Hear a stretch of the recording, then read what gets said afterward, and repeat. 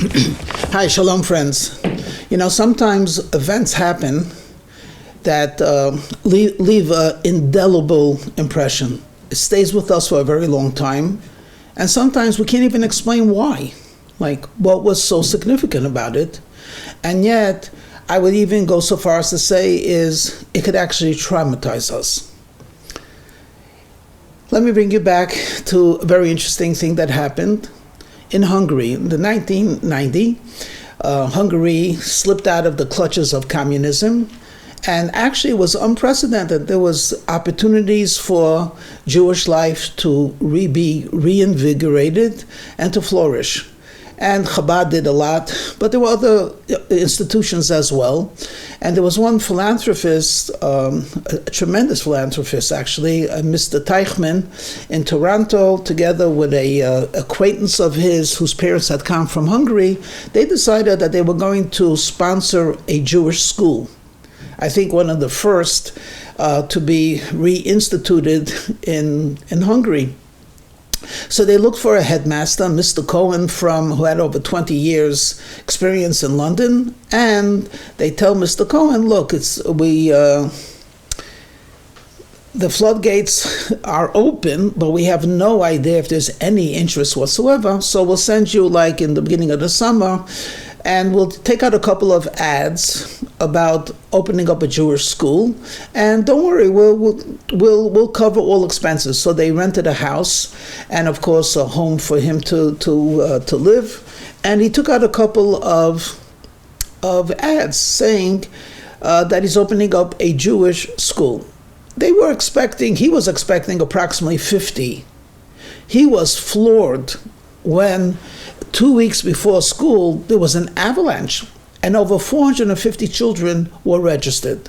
Of course, they had to do crazy stuff. They had to rent houses and apartments, get teachers, visas, all the works. But sure enough, it opened up with over 400 children. There was that much of a thirst. Of course, this Mr. Cohen is like surprised very, very pleasantly, and he decided to get to know a little bit of the parents. So for the first couple of months, he had once a week a group of parents coming to talk with him, and he often started with the question of why did they come to the school. So in one of those meetings, he's meeting with 10 sets of parents, and he begins, how pleased he is to teach their children and so on. But he's curious, after years of communism, since the end of World War II, why were they so eager to register their children? And usually it went along the lines like, my grandfather was religious, we grew up without religion, but I still remember him. Someone else would say, I remember my grandmother or even mother lighting Friday night candles. Someone else would say, I remember the Pesach Seder, we didn't do anything, but that we still kept, we ate matzah, and so on. And they're all beautiful, all true, and all emotional. And there was one fellow at the end who didn't really say anything. And Mr. Cohen says to him, and what motivated you?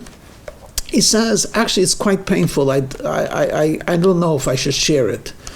So Mr. Cohen said, look, the sheer pain that's shared is pain that's halved. In addition to which, maybe we can learn something. So if it's not that difficult, so he said, okay, I'll tell you. He says, I grew up with parents that were completely secular, completely. Their name was not Jewish. They had nothing to do with the Jewish community. And all of his acquaintances were not Jews.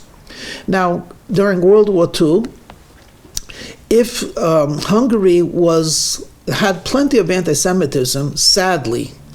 However, if you were a Hungarian citizen from both sides and for generations, essentially the Hungarian government said to the German government, they might be Jews, but they're ours.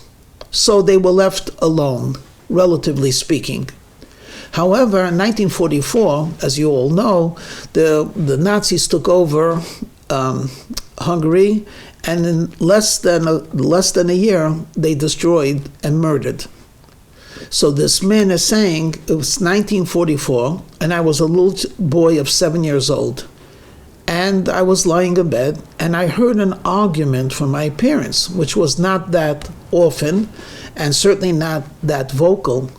So I was curious. So I went out of my bed, and I saw from the banister, we had a beautiful living room, and with an open fireplace, and I see my parents arguing. And I don't know exactly what they're arguing about, but something to the effect of, what are we going to do now? The Nazis are here. And my father says to my mother, no one knows we're Jewish, so we don't have anything to worry about. And my mother says to my father, but maybe they will find out.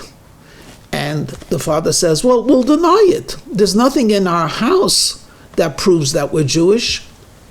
And suddenly the mother says, oh, we actually do have something.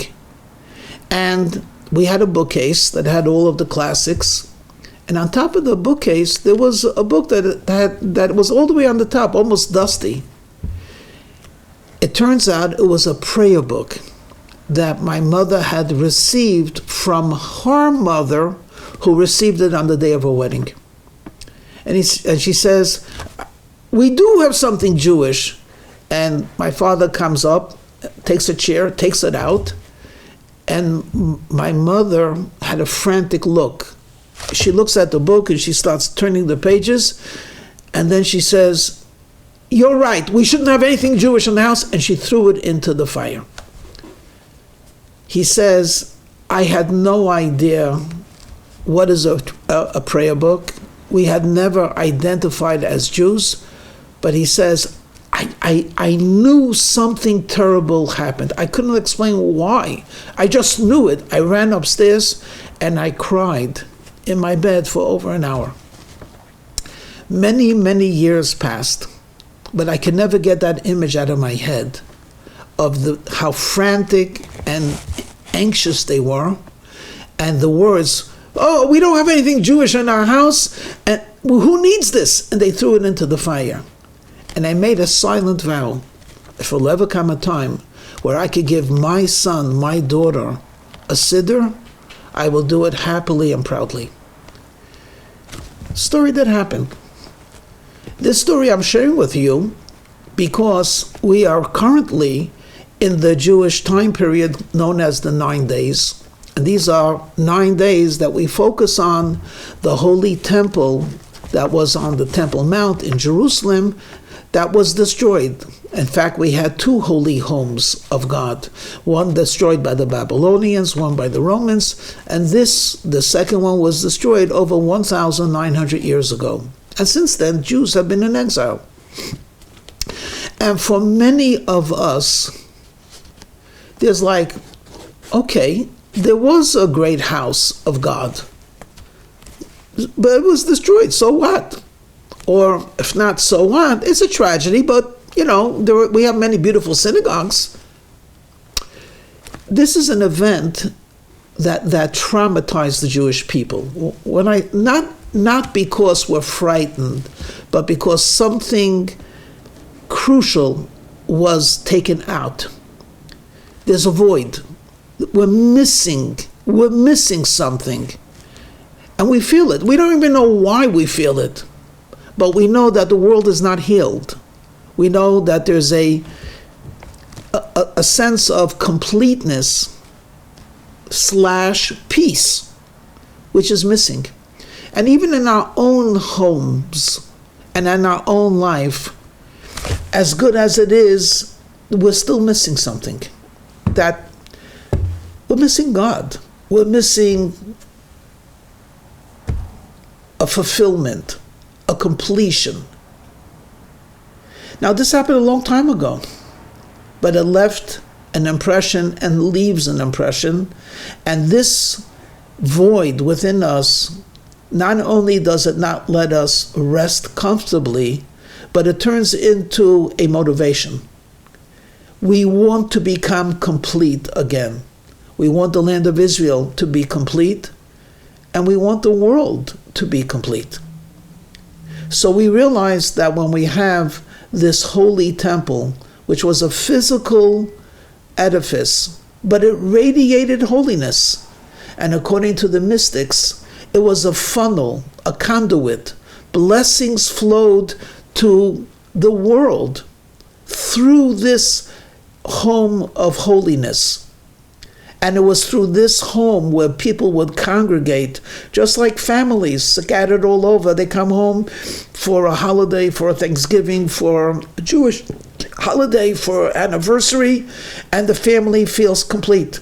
You catch up, and we encourage one another, and we share news in a spiritual sense. When we would come to the temple, we would encourage one another, strengthen one another, walk away invigorated, walk away energized, walk away godly-like. We know that this was, but we also know it will be. And during this particular time, it should not be a time of sadness. It should be a time of directed attention. Let's rebuild the temple starting from our own home. Our home is a temple. In fact, our body is a temple. Bring back a sense of divinity, of selflessness, a little bit of altruism, a little bit of Torah, a little bit of mitzvahs, maybe a lot.